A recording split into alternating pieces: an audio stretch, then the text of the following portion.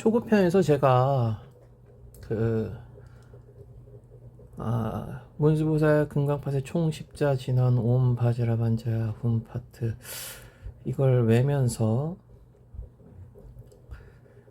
벼락이 꽝꽝 떨어져서 원수들이 다 무너지는 걸 상상하라 하고, 또 가슴속에 사이다 감정이 흐르는 것을 떠올리라 하고, 또 그래야 무슨 뭐 주인공으로 살 수 있다 이렇게 말을 하니까, 사실 그렇게 말하게 되면은 어떤 근본주의자분들께서는 무슨 불교가 감각 추구하는 거냐, 아니면은 또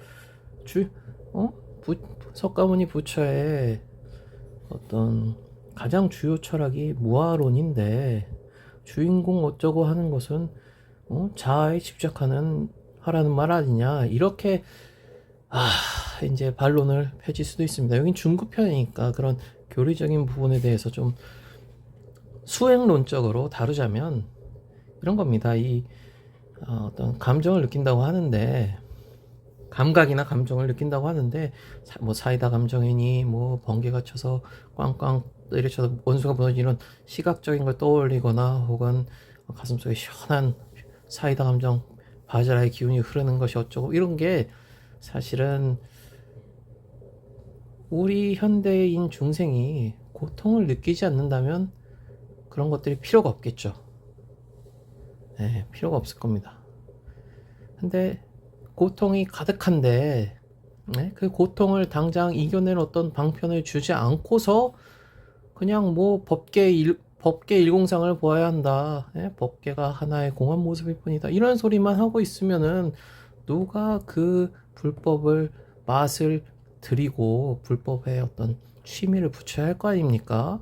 취미로 어떻게 법계 일공상을 즉시 보라 이러면은, 그렇지 않습니까? 이 불교의 결국 목표는 사실은 법계 일공상을 봐서, 법계가 단지 이 모든 존재계의 모든 사물이나 현상 같은 게 다 하나의 공한 모습일 뿐이다, 이것을 확실하게 좀 보고, 그 결과로 이제 그걸 그 법계 일공상을 본 것을 본성품을 봤다 이렇게 한 거거든요. 견성했다. 그 법계 일공상을 봐서 거기서부터 염리심이 나고 실증 나고 떠나고 마음이 그것에 구애받지 않게 되고, 그러면 이제 해탈한다. 스스로 어떤 약욕 자증 증능 자증이라고, 스스로 깨닫고자 하면 깨달아 아라한이 될 수 있다 이렇게 말을 하거든요, 초기 불교에서. 그러면은 결국에는 그 일공상을 보는 게 목표고, 그걸 보는 것을 본성품을 봤다가 하고, 그걸 봐서 이제 거기에 어떤 머무르게 되는 게 견성성불을 하는 건데, 일공성을 보라는 말은 안 하고 무슨 뭐 가슴이 뭐 시원하니 뭐 이런 소리 하고 있으면 감각 추구아니냐 이럴 수 있단 말이에요. 그런데 이 초기의 어떤 색수상행식, 이 오온 중에 수가 두 번째인데, 색수상행식, 이건 많이 들어봤을 거예요. 색수상행식이라는 말 자체는 많이 다들 들어봤을 거예요. 근데 수가 보통 삼수설이 있습니다. 삼수설이 뭐냐면, 고수, 고통을 느낀다; 낙수, 쾌락을 느낀다; 불고불락수, 고통도 쾌락도 아닌 그냥 평평한 평상시에 그냥 가만히 있는 감정, 이 세 가지 어떤 느낌이 있단 말이죠, 사람에게.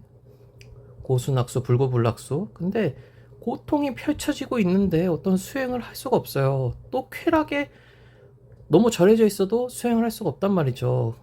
근데 현대인은 대부분 고통이 가득하니까 그것을 이겨낼 어떤 심리적인 방편을 좀 줘도 그게 과도한 쾌락은 아니다 이렇게 생각하는 거고, 또 그렇게 나를 괴롭히는 모든 번뇌가 끊어진다, 원수가 다 무너졌다, 이렇게 말이라도 생각이라도 해서 마음의 평정을 탁 얻게 되면, 그 이제 불고불락수, 이 평정심이라고도 하거든요. 불고불락수를 평정심에 딱 되고, 이 평정심이 곧 깨달음인 것은 아니지만 수행을 하기 위한 발판이 된단 말이죠. 그래서 초급편은 이 평정심까지 가는 길을 마련하기 위해 사이다를 느껴라 뭐 이렇게 한 거예요. 그것들을 따라서 하다 보면은 마음의 어떤 한도 좀 사그라들고 세상을 향한 원망도 사라지고, 그러고 나면 이제 관법을 일으켜서 뭐 무상고부한 이런 걸 볼 수 있는 준비 자세가 된단 말이죠. 그게 초급편의 목표입니다. 거기까지 가는 게, 즉 평정심, 불고불락수를 일으키는 거. 이 불고불락수에서부터 이제 다양한 수행을 하는 거거든요. 사실 그 불고불락수의 도달을 만들기 위해 사실은 출가도 옛날에 했던 거고, 그 불가불락수를 만들기 위해 독처한 거 하며 조용한 곳에 홀로 머물며 수행에 집중하고 이렇게 했던 이유가 그 불고불락수 때문이에요. 근데 그거를 우리는 주문을 외면서 원수들이 벼락 꽝꽝 떨어져서 다 무너졌다, 번뇌가 모두 끊어졌다, 사슬이 다 끊어졌다, 나에게 속박하는 것은 없다, 이렇게 그 주문을 통해 선언을 하면서 그런 한을 끊고 어떤 평정심에 도달하자, 이렇게 하는 게 초급편이었다는 말입니다. 그래서 이렇게 가는 방편이 뭐 불교와 멀어진다거나 그런 것은 전혀 아니고, 이 다음 여기까지 오는 것도 사실은 중생들의 삶에 여간 그 노력을 해야 되는 일이 아니에요. 그래서 초급편을 제시하는 것도 사실은 중요한 문제입니다. 완전 철학적 종결적인 내용만 계속 다뤄봤자 그건 뭐 어쩌라는 건지를 모르면은 사람들이 그걸 어떻게 거기에 취미를 붙이고 따라가겠어요. 그래서 불고불락수에 들려고 하는 것이고, 첫 번째 목표는. 그리고 이제 주인공 얘기하는 것도 사실은 불교는 윤회로부터의 해탈이지 않습니까? 주인공, 외부 조건의 흔들림이 없이 살아가는 거, 그게 사실은 윤회 해탈과 관련이 있는 건데, 왜 관련이 있냐면 뭐 어떤 상황에 따라서 이렇게 되고, 어떤 환경에 따라서 이렇게 되고, 이렇게만 해서는 그 원인과 결과에 따라 결과가 또 원인이 되고, 또 결과는 새로운 결과를 낳고, 이렇게 원인 결과 반복해서 돌고 도는 게 그게 윤회지 않습니까? 그러면은 어떤 사이다 감정이든 뭐 그런 주문의 어떤 수행의 힘에 의지해서 주문 수행을 통해서 일으켜지는 내 내면의 평정에 의지해서라도 어떤 조건 환경에 연연하지 않고 그냥 내 일상에 집중하는 이런 삶의 토대를 만드는 것이 사실은 그 일관된 삶을 산다는 것이, 일률적이고 일관되고 큰 변동 없이 산다는 것 자체가 이미 사실은 윤회를 이겨내고 있는 부분이 있는 거거든요. 뭐 상황 바뀌면 마음도 바뀌고, 마음 바뀌면 또 행동도 바뀌고, 이렇게 계속 따라가서는 그게 윤회니까. 그러니까 이제 수행 방편에 매어서 내 마음을 흔들림이 없이 한다, 이게 어떤 그 주인공을 제시하는 논리인데, 주인공의 삶을 살아라 이렇게 하는 건데, 사실은 아까 말씀드린 법계 일공상을 보더라도, 법계 일공상을 보아 본성품을 보고 견성성불한 부처가 되더라도 사실은 그 결론이란 결국 조건에 흔들리지 않는 거거든요. 법계 일공상, 법계가 하나의 공한 모습일 뿐이다, 만법의 만상이 존재하지만 그게 결국에는 다 근본적으로 우리가 파고들어서 관법의 힘으로 쪼여서 추론에 들어가면 이게 공하구나, 이렇게 깨달으면은 공한 곳에 우리가 끄달려 다닐 필요가 없지 않습니까?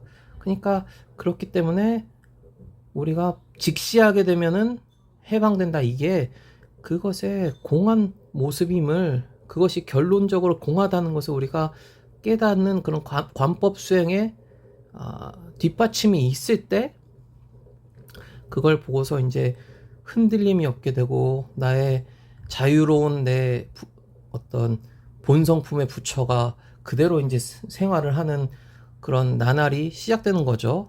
이제 그 상태가 바로 지금 이 상태로가 불국토이며 항상 지복에 머물고 이렇게 되는 겁니다. 결국에는 그 주인공이라는 것의 기반이 바로 법계 일공상이기 때문에 주인공을 주장한다고 이게 뭐 자아 집착이냐, 그렇게 갈 수는 없다는 거예요.